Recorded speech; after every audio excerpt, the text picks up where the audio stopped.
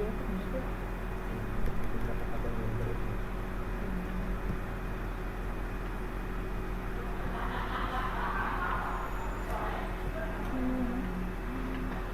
Nanti ramai bakalan masih di kampus. Masih ada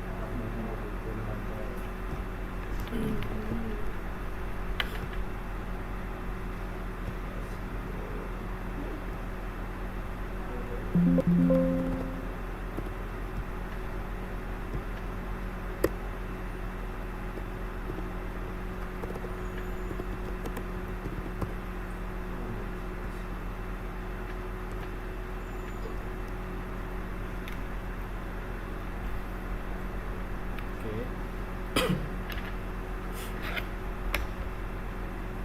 Bismillahirrahmanirrahim. Assalamualaikum warahmatullahi wabarakatuh. Perkenalkan, kami dari kelompok 3. Di sini kami akan membahas tentang dinamika penduduk dari mata kuliah pengantar ilmu lingkungan.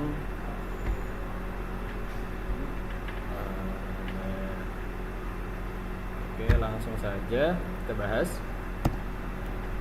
Yang pertama tentang dinamika penduduk. Jadi dinamika penduduk di sini adalah perubahan keadaan penduduk akibat faktor tertentu atau perubahan yang terus-menerus terjadi pada jumlah, persebaran, kepadatan, dan komposisi penduduk suatu wilayah dalam periode waktu tertentu. Perubahan ini dipengaruhi oleh 3 faktor utama, yaitu kelahiran, kematian, dan migrasi. Lalu faktor-faktor yang mempengaruhi dinamika penduduk di sini, salah satunya ada, yang pertama ada kelahiran. Jadi angka kelahiran itu mengacu pada jumlah individu yang ditambahkan ke populasi melalui reproduksi. Angka kelahiran dirumuskan jumlah individu yang lahir per 1000 orang dalam populasi per tahun. Lalu ada kematian. Tingginya angka kematian akan mengurangi jumlah penduduk, sedangkan angka kematian yang rendah akan meningkatkan pertumbuhan penduduk. Angka kematian juga berturut andil dalam dinamika sebuah wilayah. Selanjutnya, lalu ada rasio jenis kelamin. Rasio jenis kelamin ini sendiri adalah perbandingan jumlah penduduk laki-laki terhadap perempuan, terhadap jumlah penduduk perempuan dalam suatu populasi. Biasanya diukur sebagai jumlah laki-laki per 100 perempuan. Angka ini penting untuk memahami komposisi populasi, perencanaan pembangunan yang berwawasan gender, serta faktor sosial dan demografi yang mempengaruhinya. Lalu yang keempat ini ada distribusi usia. Proporsi relatif atau jumlah orang dalam berbagai kelompok usia dalam suatu populasi yang digambarkan dalam bentuk statistik atau visual seperti piramida penduduk. Ini adalah konsep kunci dalam demografi dan epidemiologi untuk memahami struktur populasi, memprediksi tren sosial dan ekonomi, merencanakan alokasi sumber daya, serta mengidentifikasi kebutuhan kesehatan di masyarakat. Yang terakhir ada tingkat pertumbuhan atau growth rates. Tingkat pertumbuhan atau growth rate adalah presentasi perubahan suatu variabel dari waktu ke waktu atau dalam periode waktu tertentu, seperti pendapatan perusahaan, laba, atau produk domestik bruto. Metrik ini bisa positif atau negatif, menunjukkan peningkatan atau penurunan. Biasa digunakan untuk mengukur kinerja, memprediksi pertumbuhan masa depan, dan membantu pengambilan keputusan bisnis serta analisis investasi. Nah, lanjut. Di sini selanjutnya ada carrying capacity. Carrying capacity atau daya dukung lingkungan adalah jumlah maksimum individu yang dapat didukung atau dilayani oleh sumber daya yang ada di dalam suatu ekosistem. Dapat disebut juga kemampuan lingkungan dalam mendukung kehidupan semua makhluk yang ada di dalamnya secara berkelanjutan. Konsep ini dikenalkan oleh Thomas Robert Malthus yang di dalam tulisannya berjudul The Principle of Population menyatakan bahwa pertumbuhan penduduk akan melebihi produksi makanan sehingga berpotensi terjadi kelaparan di mana-mana.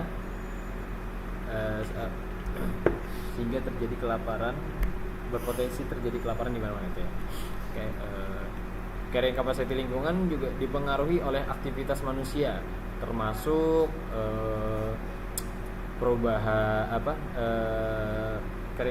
oleh aktivitas manusia termasuk pertambahan jumlah penduduk yang meliputi ketersediaan bahan baku, akumulasi limbah dan sarana pembuangan, interaksi antar organisme, serta ketersediaan energi. Selanjutnya akan dibawakan oleh rekan saya, Saudara Hilmi. Silakan.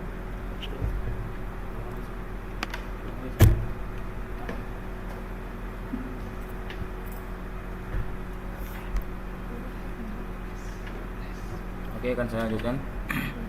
Pada dinamika penduduk, populasi atau penduduk adalah orang yang tinggal di wilayah atau dapat dikatakan orang yang secara hukum berhak tinggal di suatu wilayah. Salah satu dinamika dalam pertumbuhan penduduk yaitu terjadi kepadatan penduduk atau populasi definisi pada area tertentu, misalnya di wilayah perkotaan. Distribusi umur penduduk juga menentukan dinamika yang terjadi pada suatu penduduk. Pada sebuah wilayah dengan jumlah penduduk usia produktif lebih banyak atau akan berbeda permasalahannya dengan wilayah yang jumlah penduduknya karakteristik usia pasca produktif lebih banyak dibandingkan produktif. Berikut adalah gambar dari transisi demografi terhadap perubahan lingkungan.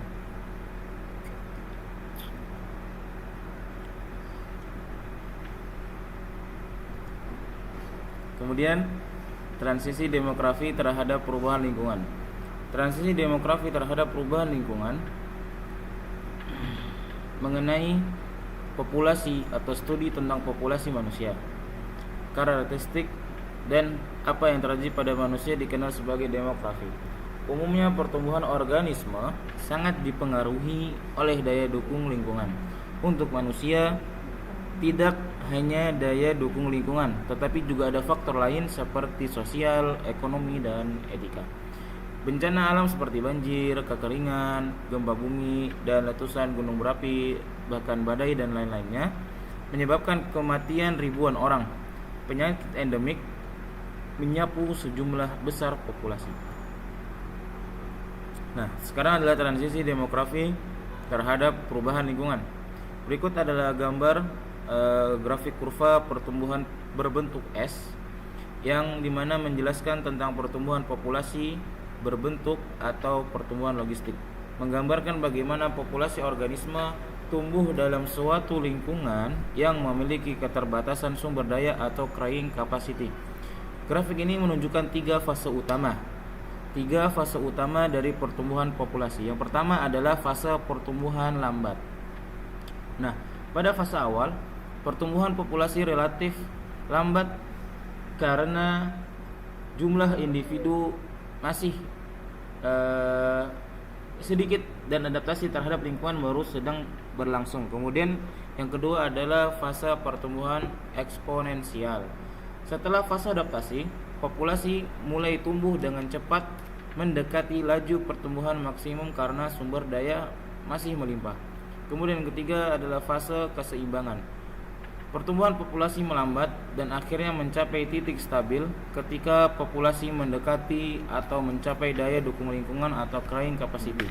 Pada titik ini, tingkat kelahiran dan kematian menjadi seimbang dan populasi tidak lagi tumbuh secara signifikan karena keterbatasan sumber daya atau faktor lingkungan lainnya. Ya, untuk slide selanjutnya akan saya serahkan kepada teman saya. Iya.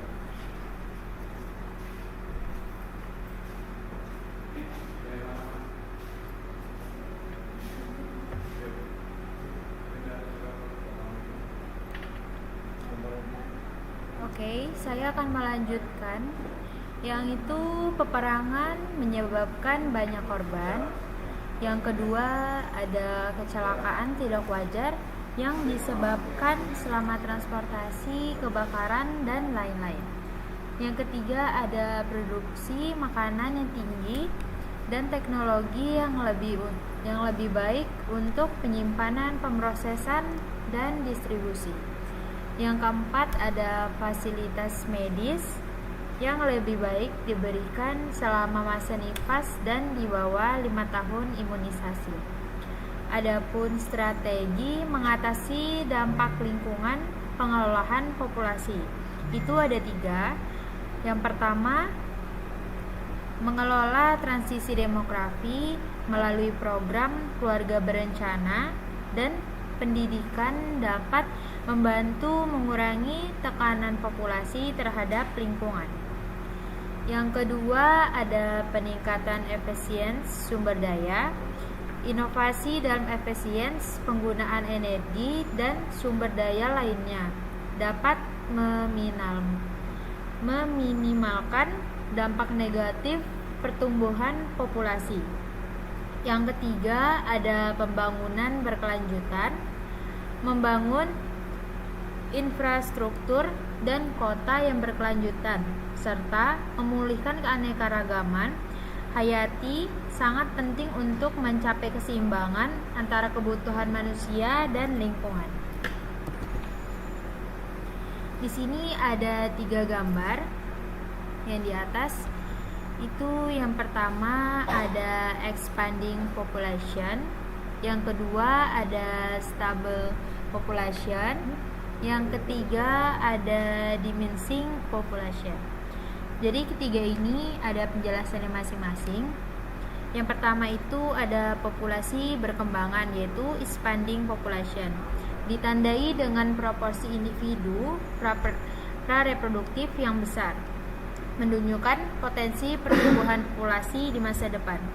Yang kedua ada populasi stabil, stable population, memiliki distribusi usia yang relatif merata di antara kelompok reproduktif, dan pasca reproduktif, menunjukkan pertumbuhan populasi yang seimbang. Yang terakhir ada populasi berkurang, diminishing population, ditandai dengan proporsi individu prareproduksi yang lebih kecil dibandingkan kelompok usia lainnya, menunjukkan potensi penurunan populasi di masa depan. Struktur usia ini dibagi menjadi 3 kategori, yaitu prareproduksi, reproduktif, dan pasca reproduktif. Oke, selanjutnya saya akan menjelaskan apa itu rasio ketergantungan, dependence ratio.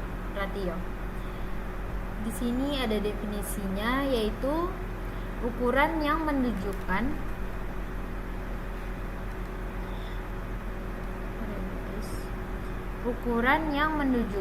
perbandingan antara jumlah penduduk, usia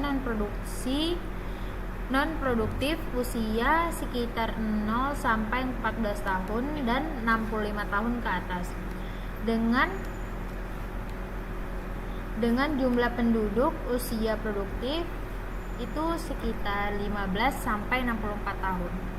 Angka ini memberikan indikasi mengenai beban yang ditanggung oleh penduduk usia produktif untuk mendukung pendudukan yang tidak dapat bekerja atau bergantungan secara ekonomi. Dan di sini juga ada tujuan dan manfaatnya, itu ada 4. Yang pertama ada perencanaan ekonomi, yaitu memberikan gambaran kepada pemerintah dan ekonomi mengenai jumlah sumber daya yang dibutuhkan untuk kebutuhan tanggungan. Yang kedua ada pengaruh kebijakan, itu memengaruhi kebijakan ekonomi, perpajakan, dan program kesejahteraan sosial. Yang ketiga ada menilai beban finansial. Rasio yang lebih tinggi menunjukkan tekanan finansial yang lebih besar pada pekerja dan negara untuk menyediakan layanan. Yang terakhir ada evaluasi struktur populasi, menggambarkan dampak perubahan struktur populasi terhadap ekonomi suatu negara. Oke, selanjutnya akan dijelaskan oleh Tio.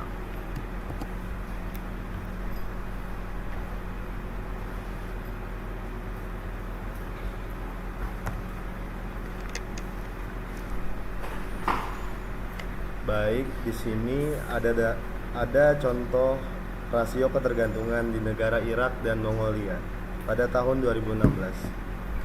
Di negara Irak bisa dilihat data dari penduduk usia dari 0 sampai 4 tahun adalah yang paling unggul di antara usia-usia lainnya, di mana berarti jumlah usia penduduk non-produktif adalah yang paling tinggi di negara Irak pada tahun 2016. Dan di sebelahnya lagi ada negara Mongolia. Di situ angka penduduk usia dari 0 sampai 4 tahun bisa terbilang cukup tinggi. Tetapi pada angka usia dari 25 sampai 29 tahun adalah yang paling tinggi. Yang artinya jumlah penduduk usia produktif adalah yang paling tinggi di negara Mongolia pada tahun 2016. Di slide selanjutnya ada jenis-jenis rasio ketergantungan. Yang pertama yaitu rasio ketergantungan tinggi, menunjukkan beban yang lebih besar pada penduduk usia produktif untuk membiayai penduduk non-produktif. Yang kedua yaitu rasio ketergantungan rendah, mengindikasikan adanya bonus demografi di mana mayoritas penduduk berada pada usia produktif yang berpotensi meningkatkan pertumbuhan ekonomi jika dimanfaatkan lebih baik. Dan yang terakhir, peningkatan rasio ketergantungan di akhir transisi. Setelah tahun 2035, Indonesia diproyeksikan akan memasuki tahap penuaan populasi yang meningkatkan rasio ketergantungan usia tua dan mengakhiri fase bonus demografi. Ada pula rumus umum dari rasio ketergantungan, yaitu jumlah penduduk usia non-produktif dibagi jumlah penduduk usia produktif dikalikan dengan 100%. Kemudian berapa rasio ketergantungan yang baik? Rasio ketergantungan yang baik adalah rasio ketergantungan yang rendah. Rasio ketergantungan yang rendah menunjukkan bahwa terdapat jumlah tenaga kerja yang cukup untuk menghidupi populasi yang bergantung. Rasio ketergantungan yang lebih rendah biasanya menandakan layanan kesehatan yang lebih baik bagi lansia serta pensiun yang lebih tinggi. Di sisi lain, rasio ketergantungan yang tinggi menunjukkan tekanan pada perekonomian karena populasi yang bergantung terlalu besar untuk ditanggung oleh tenaga kerja. Negara mana yang memiliki rasio ketergantungan terendah?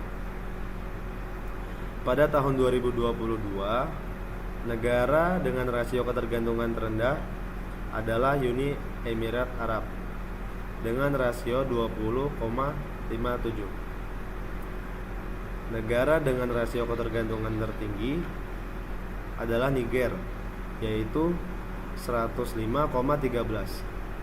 Dan Amerika Serikat memiliki rasio ketergantungan sebesar 54,05. Apa yang mempengaruhi rasio ketergantungan? Usia merupakan faktor utama yang mempengaruhi rasio ketergantungan, karena usia menentukan siapa yang termasuk dalam angkatan kerja dan siapa yang tidak. Namun, demografi suatu negara dipengaruhi oleh berbagai faktor, seperti angka kelahiran, kebijakan imigrasi, dan kebijakan pemerintah lainnya, seperti kebijakan satu anak di Tiongkok sebelumnya. Jika suatu negara dapat menarik tenaga kerja asing, hal itu akan membantu meningkatkan jumlah tenaga kerja. Demikian pula, Jika angka kelahiran tinggi, akan ada cukup banyak individu untuk menggantikan sebagian tenaga kerja yang pensiun. Faktor-faktor ini akan membantu menurunkan rasio ketergantungan. Baik, buat next selanjutnya akan disampaikan oleh Rahma.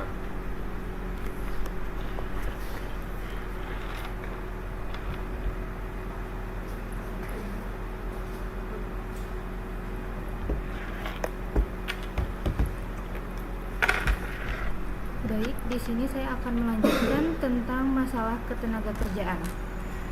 Masalah ketenagakerjaan akibat dinamika penduduk di Indonesia mencangkup ketidakseimbangan antara jumlah angkatan kerja dengan ketersediaan lapangan kerja, kualitas sumber daya manusia yang masih rendah, persebaran tenaga kerja dan lapangan kerja yang tidak merata, serta tingginya angka pengangguran.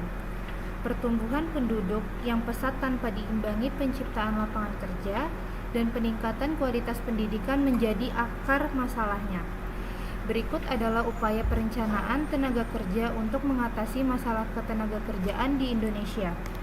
Perencanaan tenaga kerja bertujuan untuk melakukan rencana ketenagakerjaan secara sistematis yang nantinya dapat dijadikan acuan dalam menyusun suatu kebijakan, strategi, dan program pembangunan ketenagakerjaan lainnya secara berkesinambungan.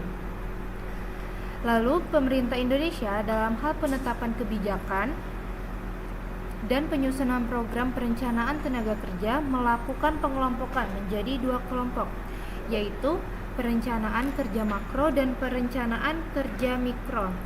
Hal ini disusun berdasarkan analisa dan rangkaian data yang relevan dan dihimpun dalam informasi ketenagakerjaan. Informasi ketenagakerjaan sendiri dihimpun baik dari berasal dari pemerintah maupun swasta yang memiliki unsur-unsur penting dalam perencanaan tenaga kerjanya. Lalu, berikut beberapa masalah-masalah tersebut. Yang pertama, ketidakseimbangan angkatan kerja dengan lapangan kerja. Dan yang kedua, kualitas tenaga kerja yang rendah. Dan yang ketiga, Indonesia memiliki tingkat pendidikan dan keterampilan yang sangat rendah. Yang keempat, persebaran tenaga kerja dan lapangan kerja yang tidak merata. Yang kelima, tingginya angka pengangguran. Dan yang terakhir, dampak pertumbuhan pendudukan yang cepat. Berikut juga ada beberapa bentuk usaha guna untuk mengatasi masalah ketenagakerjaan di Indonesia. Kebijakan pendidikan. Melalui pendidikan dan juga latihan diharapkan bisa meningkatkan kemampuan tenaga kerja dengan baik dalam hal keterampilan, pengetahuan, dan juga sikap yang baik. Yang kedua, ada kebijakan lapangan pekerjaan. Pemerintah harus membuka lapangan pekerjaan sebanyak mungkin. Misalnya, pemerintah membuka lowongan pekerjaan posisi pegawai negeri. Selain itu, pemerintah juga harus bisa untuk mendorong pihak swasta untuk membuka lapangan pekerjaan juga sebanyak mungkin. Dan yang ketiga, kebijakan pengupahan. Kebijakan yang satu ini juga sangat penting dilakukan agar pekerja mendapatkan upah tidak terlalu rendah. Upah yang terlalu rendah bisa berakibat pada tingkat pendidikan, kesehatan, dan produktivitas dalam bekerja. Berikut ada beberapa contoh gambar yang menjadi masalah ketenagakerjaan di Indonesia. Untuk tingkat pengangguran di Indonesia ini bisa dikatakan sangat tinggi ya, karena mencari pekerjaan di Indonesia termasuk susah. Karena yang tadi sudah kami jelaskan, yaitu banyak pemerintah membuka lowongan itu tidak sesuai dengan masyarakatnya membutuhkan pekerjaan banyak.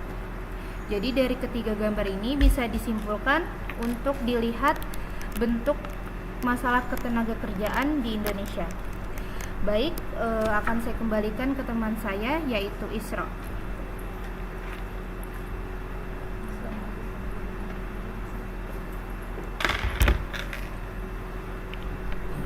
Oke, baik. Jadi tadi setelah apa yang disampaikan oleh saudara Rahma, itu untuk presentasi kami yang ala kadarnya ini.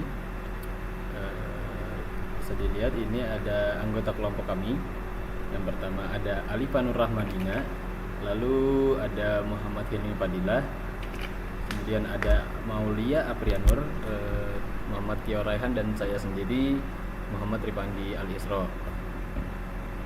Baik, apabila teman-teman nanti ada yang mau ditanyakan, mungkin bisa langsung disiapkan pertanyaannya buat pertemuan kita selanjutnya nanti, agar tidak tidak bahasanya gelabakan lah saat diberikan waktu untuk sesi tanya jawab. Oke. Ya, sekian. Kurang lebihnya itu aja yang dapat kami sampaikan. Kalau ada kurangnya itu dari kami, dan kalau ada lebihnya mungkin ya undur maqala wala tandur maqala. Sekian. Wassalamualaikum warahmatullahi wabarakatuh.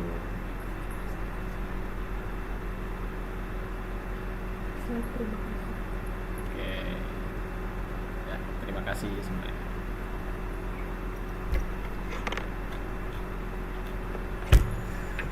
Pakai timer sudah tahu. Pertama dulu. Energi. Pertama dulu sana. Sekali juga terrecord. Ih, super